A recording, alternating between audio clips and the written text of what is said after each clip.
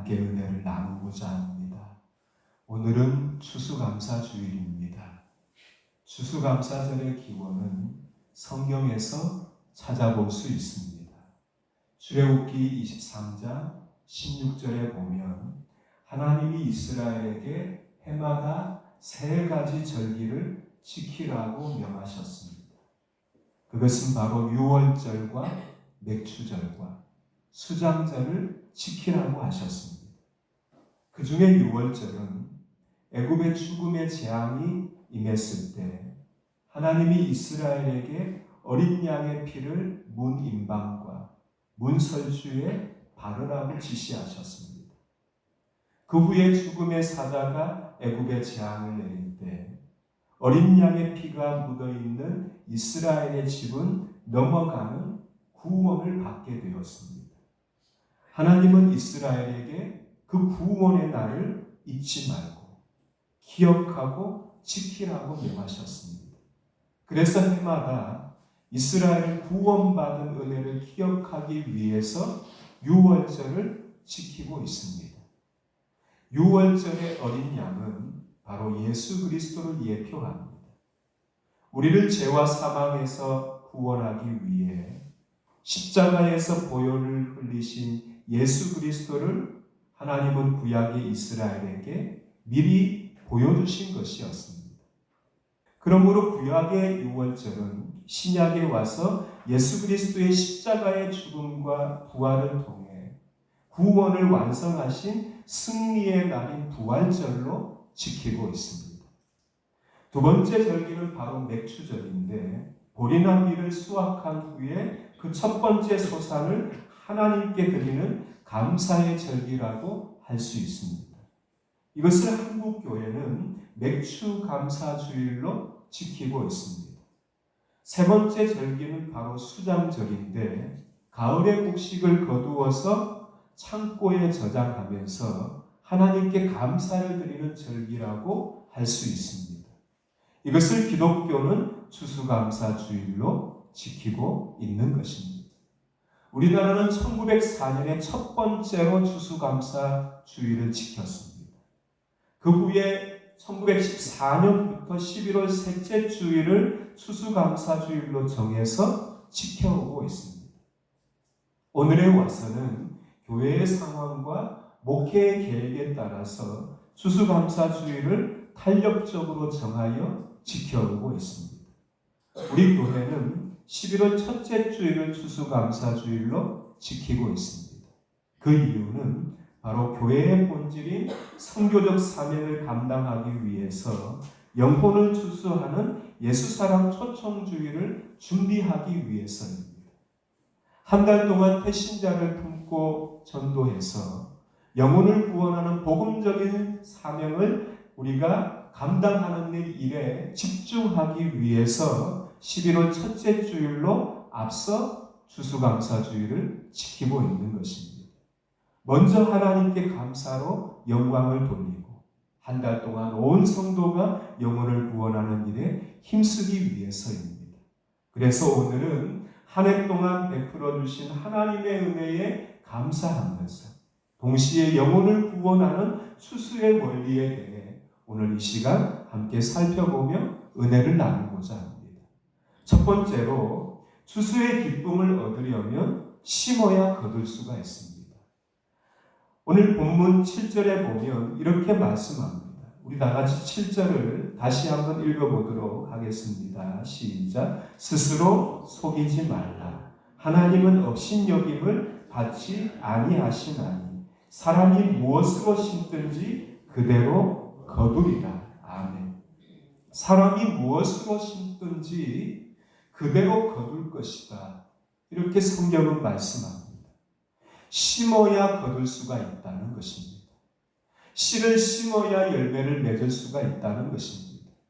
시편 126편 6절은 이렇게 말씀합니다. 울며 씨를 뿌리러 나가는 자는 반드시 기쁨으로 그 곡식단을 가지고 돌아오리로다. 이렇게 말씀합니다. 성경에 보면 눈물로 씨를 뿌려서 기쁨의 열매를 거둔 사람들이 많이 나옵니다. 그 중에 몇 사람을 소개하면 한나를 들 수 있습니다.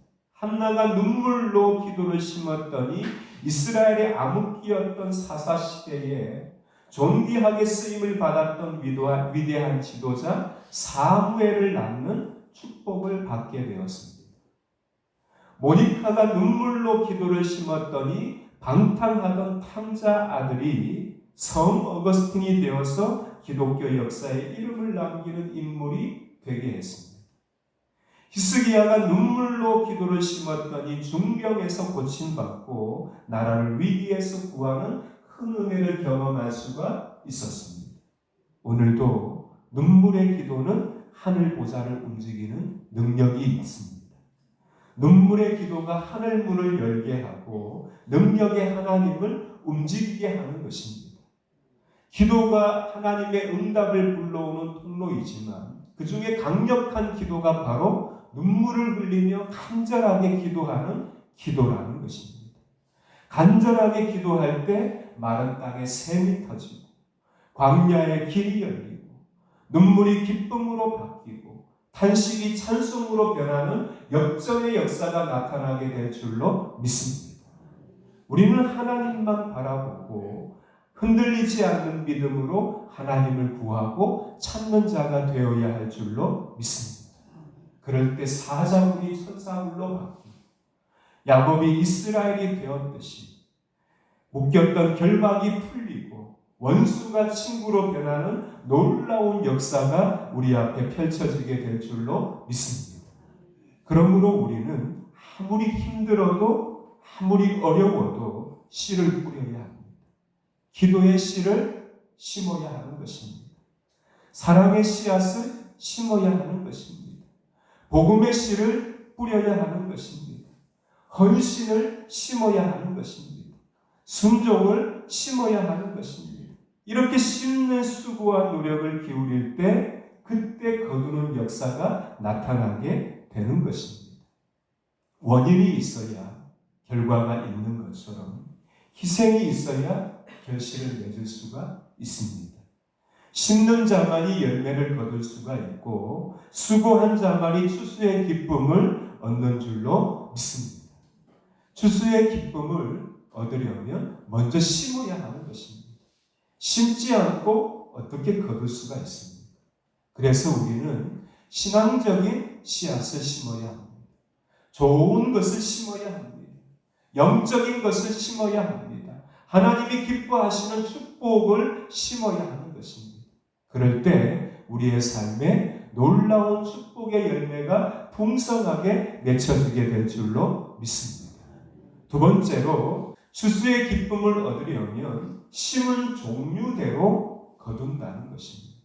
오늘 본문 7절은 이렇게 말씀합니다. 사람이 무엇으로 심든지 그대로 거둔다는 것입니다. 심는 대로 거둔다는 것입니다. 심은 종류대로 거두게 된다는 것입니다. 하나님은 자연계도 영적인 세계도 모두 심은 대로 거두는 하나님의 법칙에 따라서 결과를 얻게 하십니다. 포도나무에서 포도가 열리는 것입니다. 무화과 나무에서 무화과가 열리고 감람나무에서 감람 열매가 맺히는 것입니다. 본문 8절은 영적인 세계에도 이러한 하나님의 법칙이 적용되고 있다고 말씀합니다. 우리 다 같이 본문 8절도 다시 한번 읽어보도록 하겠습니다. 자기의 육체를 위하여 심는 자는 육체로부터 썩어질 것을 거두고 성령을 위하여 심는 자는 성령으로부터 영생을 거두리라. 아멘. 자기의 육체를 위하여 심는 자는 육체로부터 썩어질 것을 거두고 성령을 위하여 심는 자는 성령으로부터 거룩한 영생을 얻는다고 말씀합니다. 삼손은 육체의 정욕을 심다가 받은 축복을 다 잃어버립니다. 많은 기회를 놓쳐버리고 비참하게 최후를 맞이하고 말았습니다. 그런데 다윗은 하나님을 사랑하고 믿음을 심었습니다. 다윗은 8명의 아들 가운데 막내로 태어났습니다. 다윗은 베들레헴 들판에서 양을 기르는 목동이었습니다. 그런데 하나님은 무명의 소년이었던 다윗을 주목하셨습니다. 하나님이 주목하신 것은 바로 다윗의 믿음이었습니다. 하나님은 다윗의 믿음을 기쁘게 보셨습니다. 다윗의 중심을 귀하게 여기셨습니다. 그러자 하나님이 소년 다윗에게 이스라엘의 새 왕으로 기름을 부으셨습니다. 그때 다윗의 나이가 15살입니다. 그날의 기름 부음이 바로 첫 번째 기름 부음이라 할 수 있습니다. 그로부터 다윗은 15년 뒤에 두 번째 기름 부음을 받게 됩니다. 다시 8년 뒤에 세 번째 기름 부음을 받게 됩니다. 이처럼 다윗은 이스라엘의 왕이 되기까지 무려 23년 동안 세 번이나 오랜 세월 동안 훈련과 연단을 받으며 기름 부음을 받고 마침내 이스라엘의 왕이 됩니다. 다윗은 이스라엘의 왕이 되었지만 그 후에도 많은 시련을 겪었습니다. 사랑하는 아들 압살롬이 전쟁을 일으켰을 때 왕궁을 몰래 도망가야 했습니다. 다윗의 집안에는 전쟁이 끊이지 않았습니다. 또한 다윗은 개인적으로도 결정적인 실수를 범하기도 했습니다. 충신 우리아를 죽이도록 만들었습니다. 그리고는 우리아의 아내를 자신의 아내로 삼았습니다. 이처럼 다윗은 매우 복잡한 삶을 살았던 인물이었습니다. 그런데 하나님, 그 다윗을 사랑하셨습니다. 왜 하나님이 허물이 많고 상처가 많고 실수가 큰 다윗을 사랑하신 것입니다. 어느 정도로 하나님이 다윗을 사랑하셨는가 하면 신약 성경의 구속사의 계보가 처음 나오는데 이렇게 말씀합니다. 예수님의 족보를 설명하는데 소개하면서 다윗의 자손 예수 그리스도의 계보라. 예수님의 구원의 족보를 소개하면서 그 앞에 수식어로 다윗의 자손이 예수님이 다윗의 자손이라고 설명합니다. 다윗을 예수님의 예표로 메시아의 그림자로 표현합니다. 어떻게 허물이 많고 상처가 많고 그리고 큰 죄가 있는 다윗을 이처럼 하나님이 특별하게 사랑하시는 것입니다. 그것은 바로 다윗이 남다른 것을 심었기 때문입니다. 다윗은 심는 것이 달랐습니다. 그 중에 하나가 다윗은 말할 수 없는 고난 중에도 하나님을 찬양하는 사람이었습니다. 다윗은 찬양을 심었습니다. 삶 속에서 자신의 입술을 열어 하나님을 높였던 것입니다. 다윗은 온갖 비난을 받고 죽음의 위험에 처해도 마음속에 하나님을 언제나 품었습니다. 압살롬의 반역을 맞이해서 도망가면서 불렀던 다윗의 찬양이 우리가 잘 아는 찬양입니다. 여호와는 나의 목자시니 내가 부족함이 없으리로다. 그가 나를 푸른 초장으로 잔잔한 시냇가로 인도하시리로다. 말할 수 없는 절망과 탄식과 충격 속에 야방도주하듯이 신발도 신지 못하고 다윗이 도망을 가면서 이 찬양을 했다는 것입니다. 다윗은 고난 가운데서도 눈물의 골짜기를 통과하면서도 하나님을 바라보면서 찬양했던 사람이었습니다. 하나님이 사랑할 수밖에 없지요. 다윗은 깊은 어두운 길을 걸어가면서도 언제나 하나님을 의지하면서 하나님의 음성을 들으며 살았습니다. 심지어 다윗은 육체를 위해서 심는 실수의 순간에서도 다시 하나님께로 돌아갈 줄 아는 사람이었습니다. 나단 선지자의 책망이 주어지자 다윗은 회피하지 않습니다. 변명하지 않습니다. 포장하지 않고 자신의 죄를 은폐하지 않습니다. 책임을 전가하지 않고 둘러대지도 않습니다. 변명하지도 않습니다. 사실 그대로 인정하고 그 다음부터 다윗은 하나님 앞에 눈물로 회개하며 기도합니다. 주의 성신을 내게서 거두지 마옵소서. 하나님의 성령을 내 안에서 떠나지 말게 하옵소서. 하나님이여 나를 떠나시면 안 됩니다. 내 죄가 아무리 커도 주님께서 나를 용서하시고 나를 받아달라고 눈물로 기도했던 다윗이었습니다. 이처럼 다윗의 마음속에는 늘 하나님에 대한 사랑이 있었습니다.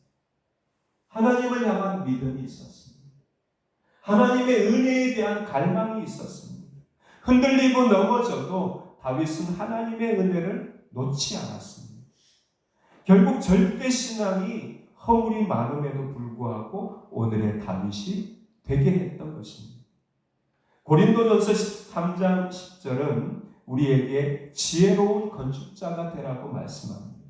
우리 인생의 터를 예수 그리스도 위에 세우라고 말씀합니다. 아무리 세상 바람이 불고 거친 시련의 물결이 밀려온다 할지라도 우리는 반석 되시는 예수 그리스도 위에 우리의 인생 집을 세워야 한다는 것입니다. 그럴 때 흔들릴지라도 결코 넘어지지 않는다는 것입니다. 우리 안에 계시는 주님이 우리를 다시 세워주는 것입니다. 다시 일으켜주시는 것입니다. 깨닫게 하시고 다시 돌아오게 하시는 것입니다. 그러므로 무엇을 심느냐가 중요합니다. 우리는 좋은 씨앗을 심어야 할 줄로 믿습니다. 믿음의 씨앗, 신령한 씨앗, 거룩한 씨앗을 심어야 할 줄로 믿습니다. 특히 주님이 가장 기뻐하시는 씨앗이 있습니다. 그것은 바로 한번 따라하겠습니다. 생명의 씨앗. 생명의 씨앗, 복음을 심어야. 이 복음을 위해서 예수님이 오신 것입니다. 생명을 주시기 위해서 생명의 주인이신 주님이 생명을 포기하시고 우리에게 영생을 안겨주셨습니다. 그래서 복된 열매를 거두려면 우리는 바로 심어야 되는데 그 심은 종류대로 거두게 된다는 것입니다. 우리가 무엇을 심어야 할지, 어떤 것을 심어야 할지, 어떤 종류를 심어야 할지 중요합니다. 그냥 막연하게 심는 것이 중요한 것이 아닙니다. 무엇을 심어야 할지, 하나님이 기뻐하시는 복음을 심고, 기도를 심고, 믿음을 심고, 순종을 심고, 충성을 심고, 하나님이 기뻐하시는 그런 거룩한 영적인 것을 심어서 하나님이 주시는 놀라운 축복을 누리는 저와 여러분이 되어야 할 줄로 믿습니다. 세 번째로 추수의 기쁨을 얻으려면 심은 양만큼 거둔다는 것입니다. 고린도후서 9장 6절은 이렇게 말씀합니다. 적게 심는 자는 적게 거두고 많이 심는 자는 많이 거둔다고 말씀합니다. 고린도후서 9장 10절은 또 이렇게 말씀합니다. 심는 자에게 씨와 먹을 양식을 주시는 이가 너희 심을 것을 주사 풍성하게 하시고 너희 의의 열매를 더하게 하신다고 말씀합니다. 하나님은 심은 만큼 거두게 하신다는 것입니다. 수고한 만큼, 노력한 만큼 거둔다는 것입니다. 한 달란트를 받은 자는 받은 달란트를 땅에 묻어버립니다. 그리고는 아무것도 남기지 않습니다. 주인이 올 때까지 그 어떤 일도 하지 않습니다. 주인이 왔을 때 맡겨주신 달란트 여기 있습니다 하고 그대로 돌려줍니다. 주인이 그에게 책망합니다. 악하고 무익한 종이라고 책망합니다. 어두운 곳에 결국 던져지는 자가 되고 맙니다. 그런데 2달란트 받은 자는 열심히 수고하고 애써서 갑절로 남기는 자가 됩니다. 1달란트와 2달란트 차이는 겨우 1달란트밖에 안 되잖아요. 적은 것을 받았는데 열심히 남깁니다. 그러자 그는 주님의 칭찬을 받습니다. 주님이 많은 것을 그에게 맡겨주시겠다고 말씀합니다. 그리고는 주인의 기쁨에 참여하게 될 것이라고 축복합니다.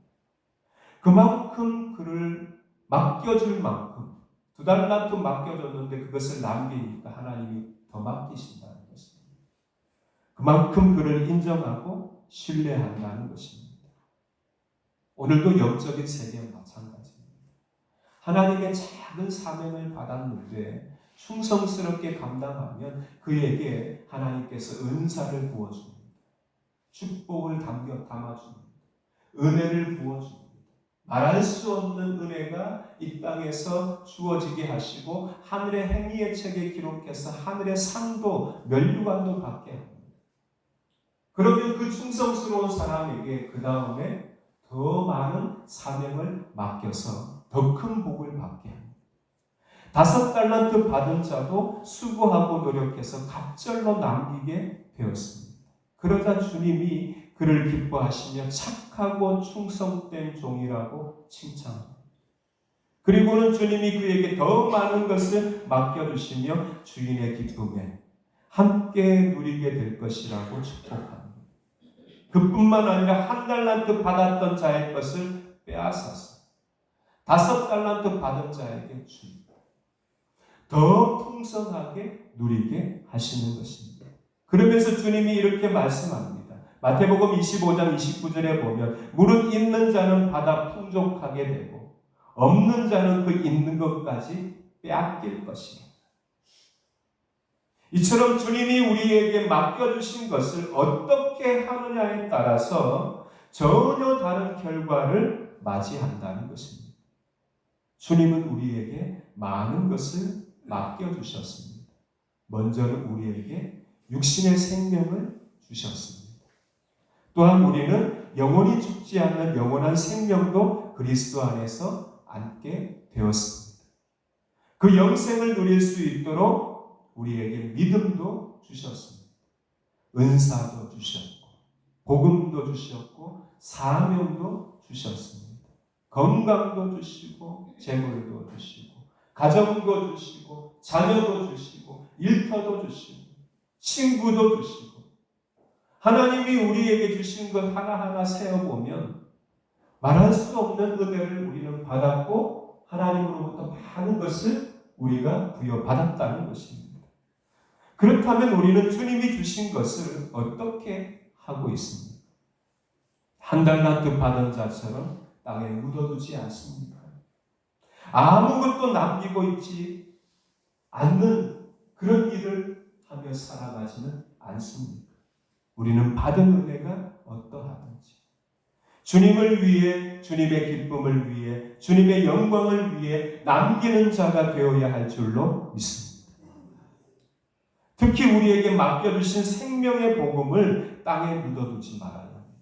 우리에게 복음을 주어서 우리가 구원을 받은 것은 나 혼자만 천국 가라고 예수 믿게 한 것이 아닙니다. 나를 통해서 가족을 구원하고 자녀를 구원하고 친구를 구원하고 친척을 구원하고 이웃을 구원하라고 우리에게 생명의 구원을 우리에게 주신 줄로 믿습니다. 주님이 주신 사명에 충성하고 헌신해서 착하고 충성된 종이라고 칭찬받는 자가 되어야 할 것입니다. 그래서 더 크게 쓰임을 받고 하늘의 영광과 땅의 축복을 누리는 저와 여러분이 되어야 할 줄로 믿습니다. 마지막으로 추수의 기쁨을 얻으려면 심은 정성대로 거둔다는 것입니다. 한번 따라하겠습니다. 심은 정성대로 거두게 됩니다. 하나님은 약속한 것을 반드시 지킵니다. 하나님은 우리가 심은 이상을 거두게 하십니다. 아브라함이 독자 이삭을 하나님의 말씀을 따라 모리아산에 바칩니다. 하나님의 말씀에 온전히 순종하니까 하나님이 아브라함에게 그 믿음을 보시고 5가지 축복을 아브라함에게 주십니다. 첫째는 이삭을 대신해서 어린 양을 제물로 바치고, 두 번째는 아브라함에게 축복의 근원으로 삼아 주십니다. 축복의 조상으로 삼는 것이죠. 셋째는 자손이 번성하는 복을 받습니다. 하늘의 별처럼 땅의 모래처럼 자손이 번성하게 될 것이라고 축복합니다. 네 번째는 자손이 강성해지는 복을 허락하십니다. 대적의 성을 차지할 것입니다. 얼마나 강하고 힘이 있으며 능력이 있으며 자신을 대적하고 괴롭히는 자를 이긴다는 것입니다. 그래서 그 지경을 차지한다는 것입니다. 5째는 자손이 축복의 통로가 되는 복을 하나님이 약속합니다. 아브라함 때문에 이삭이 복을 받고 야곱이 복을 받고 요셉이 복을 받고 그 후손들이 복을 받지 않았습니다. 이스라엘 때문에 함께 있는 사람이 복을 받습니다. 함께 은혜를 누립니다. 함께 하나님의 사랑을 경험합니다. 덩달아서 복을 받는 축복이 흘러간다는 것입니다. 이 얼마나 큰 축복입니다. 오늘도 우리가 믿음으로 살 때 하나님의 축복은 자신뿐만 아니라 자녀와 자손들까지 풍성하게 주어진다는 사실을 우리는 기억해야 할 줄로 믿습니다. 그 구체적인 증거가 바로 아브라함의 자손 가운데 예수 그리스도께서 탄생하셨다는 사실입니다. 참으로 놀라운 은혜라고 할 수 있습니다. 아브라함이 예수님의 조상이 된 것입니다. 엄밀하게 말하면 아브라함이 예수 그리스도께서 자신의 계보에 들어오는 영광을 얻은 것입니다. 오늘도 하나님은 우리를 통해서 하나님의 뜻을 이루기를 원하십니다. 우리도 마찬가지로 아브라함처럼 믿음으로 살아서 하나님의 기대를 채우고 하나님의 뜻을 이루고 여호와 이레의 복을 누리는 자가 되어야 할 줄로 믿습니다. 지난 한 해를 돌아보면 우리는 허물도 많고 부족함도 많고 연약한 저와 여러분이었습니다. 그런데 하나님은 순간순간마다 은혜로 우리와 함께하여 주셨습니다. 오늘의 우리가 있기까지는 모두가 하나님의 은혜였음을 우리는 기억하고 하나님께 감사해야 할 줄로 믿습니다. 내 힘으로 살아온 것 아니죠. 하나님의 은혜의 힘으로 살아온 것이죠. 지난 한 해를 여러분 돌아보시면 참으로 힘든 때도 많지 않았습니까? 그런데 하나님의 은혜로 지나가게 하셨습니다. 그 순간은 너무도 괴로웠는데 하나님이 지나가게 하시고 은혜로 이기게 하시고 오늘의 이 자리에 와서 추수감사주일로 하나님께 예배드리는 예배자로 우리를 세워주셨습니다. 오늘 추수감사주일을 맞이해서 우리가 추수의 기쁨을 얻으려면 심어야 거둘 수가 있습니다. 그러면 무엇을 심어야 합니까? 심은 종류대로 거두는데 심은 양만큼 결과가 나오는데 심은 정성대로 역사가 나타나는데 오늘 본문 우리가 이렇게 심으면서 우리가 놓치지 말아야 할 한 가지가 또 있습니다. 우리 다 같이 본문 구절을 마지막으로 함께 읽어보겠습니다. 시작. 우리가 선을 행하되 낙심하지 말지 포기하지 아니하면 때가 이름에 거두리라. 아멘. 거룩한 것을 심다가 믿음을 심고 기도를 심고 순종을 심고 충성을 심고 헌신을 심고 복음을 심고 인내를 심고 영적이고 거룩하고 하나님이 기뻐하시는 믿음의 삶을 심었는데 열매가 아직 맺혀지지 않는다고 포기하지 말라는 것입니다. 눈에 보이는 것이 없다고 낙심하지 말라는 것입니다. 오늘 본문 9절은 말씀합니다. 선을 행하되 낙심하지 말지 포기하지 아니하면 때가 이름에 거두리라. 할렐루야. 하나님의 때에 열어주신다는 것입니다. 모든 일은 만사의 때가 있는데 하나님의 시간표대로 이루어진다는 것입니다. 우리는 너무 조급하죠. 빨리 이루어지기를 원하는데 하나님의 역사는 하나님의 때가 찰 때에 이루어진다는 것입니다. 포기하지 않고 낙심하지 않고 끝까지 하나님을 붙잡고 우리가 복된 것을 좋은 것을 심어서 하나님이 주시는 놀라운 축복의 열매를 거두는 저와 여러분이 되어야 할 줄로 믿습니다. 믿음을 심고 인내를 심고 순종을 심고 기도를 심고 무엇보다도 이번 11월 한 달 동안 복음을 심어서 하나님의 때 풍성한 추수의 기쁨을 얻고 하나님께 영광을 돌리고 큰 복을 받는 복 있는 사람들이 다 되시기를 주님의 이름으로 축원합니다.